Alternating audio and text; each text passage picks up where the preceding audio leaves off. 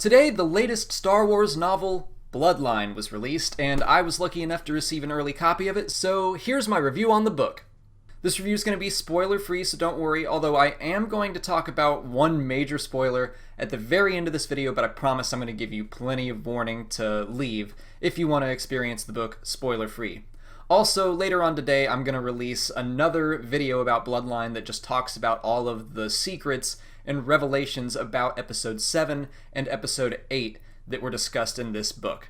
One of my biggest gripes about The Force Awakens was the fact that we don't get to see the New Republic in action. The Rebel Alliance spent 3 movies trying to restore democracy to the galaxy, and then the First Order just kind of hits the reset button with Starkiller Base. Well, Bloodline kind of alleviates those frustrations because it's very heavily involved with galactic politics. Some people might think that might be boring or worrisome, but trust me, it's not. It's actually very well written. After Lost Stars and now Bloodline, Claudia Gray is very quickly becoming one of my favorite Star Wars authors. She excels at writing these relatable, compelling relationships between conflicting characters. Like in Lost Stars, we got a Romeo and Juliet style romance set during the Galactic Civil War. Well, in Bloodline, we get a Romeo and Juliet style friendship set on opposite sides of a political issue. And the heart of the story is this budding friendship between Leia and this young senator named Ransom Casterfo. And Casterfo he can join Sienna Rhee and Thane Kyrell as some of the great new characters that Claudia Gray has introduced into the new canon. He was very relatable, and his motivations were very clear, but he still kept you on your toes, and I really enjoyed him as a character. And the strength of this novel is found in its characters.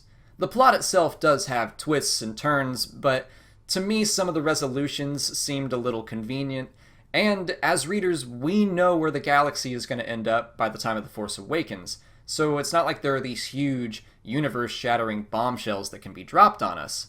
But that's not really Claudia's fault, and she gets around that very well by focusing on the characters and their reactions to these bombshells. If you're just wondering whether or not this book is worth your time and money, I would say absolutely yes. I didn't enjoy it as much as Lost Stars, but my first impression of it is that it's my second favorite novel in the new canon. Alright, now for some spoilers. If you want to experience this novel spoiler-free, stop watching now. I want to talk about the major impact that this novel has on the rest of the universe, and that is the reveal to the galaxy that Leia's real father is Darth Vader.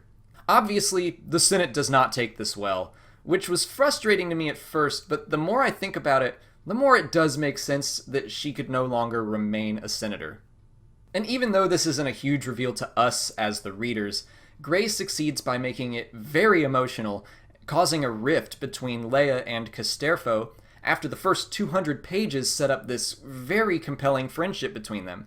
Like, I was kind of heartbroken to see Casterfo's bad reaction to the news, but at the same time his motivations were set up so well, I understood where he was coming from. I really liked Ransom Casterfo as a character, and I see him as one of the great tragic characters of Star Wars so far. A big theme of the book is, surprise, surprise, bloodlines and heritage. The book opens with the unveiling of a statue of Leia's adoptive father, Bail Organa, at the Senate. Throughout the book, she has thoughts of Bail and her real father, Vader, and she's still trying to reconcile these feelings that she's had for over 20 years. Then about halfway through the book, Bail's statue is bombed and broken, and it marks the end of Leia being able to hide the truth from the galaxy. And it's even a recording of Bail that gives up the truth. By the end of the book, Leia even begins to understand that Anakin Skywalker may have not become an evil man for evil reasons after experiencing her own frustrations and helplessness. So yeah, that's my review. Even if you listen to the full spoiler part before reading it, I would still recommend picking it up. This book definitely gets a recommendation from me. That's it for today. Please subscribe, like, and share to see new Star Wars videos every weekday. And if there's a specific Star Wars topic you'd like me to cover, leave it in the comments and I'll do an episode about it. As always, thank you for watching, and may the Force be with you.